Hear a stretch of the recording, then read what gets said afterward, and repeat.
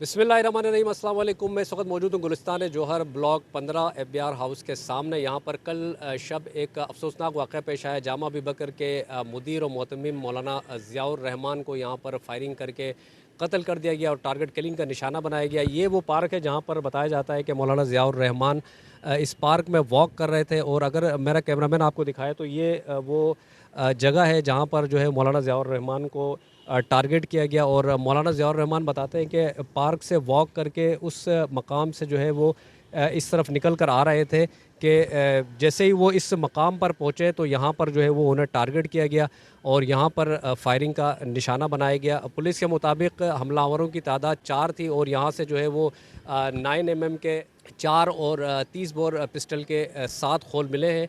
और ये वो पार्क है जहाँ पर जो है वो मौलाना बताया जाता है कि अक्सर वॉक करने आते थे।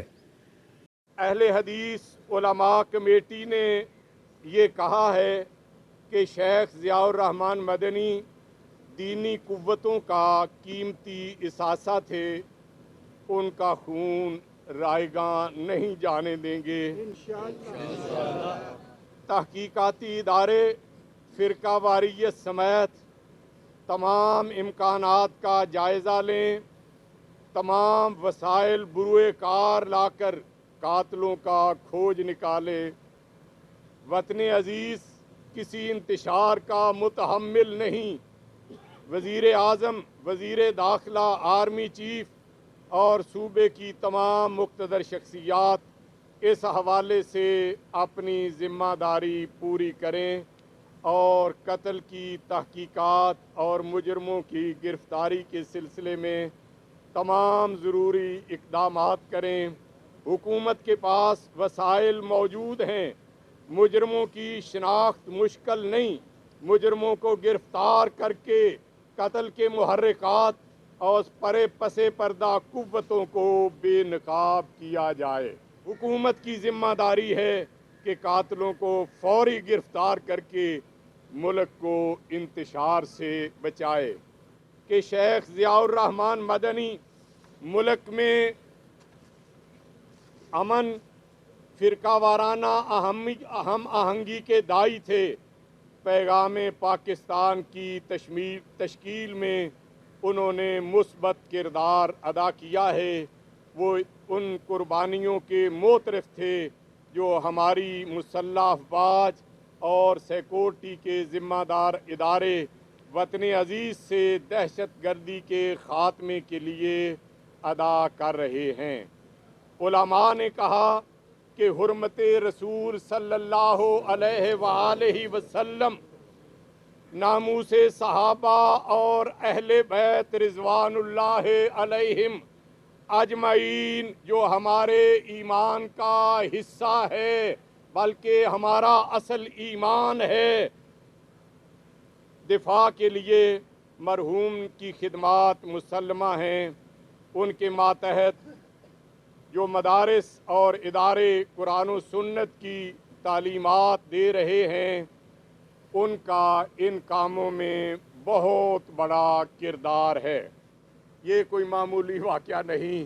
तो आवाम के जज्बात को कंट्रोल करने के लिए और मुल्क की जो इत्तेफाक और इत्तेहाद की फ़िज़ा है उसको बरकरार रखने के लिए ज़िम्मेदार इदारे अपना किरदार अदा करें। आपने मालूम किया होगा कि जब किसी बड़ी हस्ती के साथ कोई इस तरह का सानहा रूनुमा होता है तो रोड बंद कर दिए जाते हैं, एक तरह की तहरीक शुरू कर दी जाती है, लेकिन उससे नुकसान जिन लोगों का होता है उनका इसमें कोई किरदार नहीं होता। तो इस वजह से हम आम रूटीन से हट के ज़िम्मेदारान इदारों से दरख्वास्त करते हैं कि वो अपनी ज़िम्मेदारी पूरी करें और हमारे जो कातिल हैं उन्हें बेनकाब करके उन्हें इबरतनाक सज़ा दी जाए।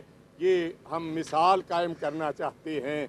लेकिन अगर हमारे कातिलों को, हमारे मुजरमों को गिरफ़्तार न किया गया, उनको इबरतनाक अंजाम तक न पहुँचाया गया, तो फिर एहतजाज करना ये हमारा हक भी है اور ہمارے لیے جائز بھی ہے. ہمارے سامنے کچھ چیزیں واضح ہوتی تو ہم برملا اس کا اظہار کرتے. ان کا سراغ لگانا ہماری ذمہ داری نہیں، یہ ریاست کی ذمہ داری ہے. ریاست کے افراد کو اللہ نے بہترین صلاحیتوں سے نوازا ہے، وہ اپنی ذمہ داریاں پوری کریں اور جو بھی مجرم ہیں ان کو سامنے لائیں. جب ہمارے سامنے ایک چیز نہیں ہے تو ہم کسی پہ خام خواہ الزام کیوں دھریں؟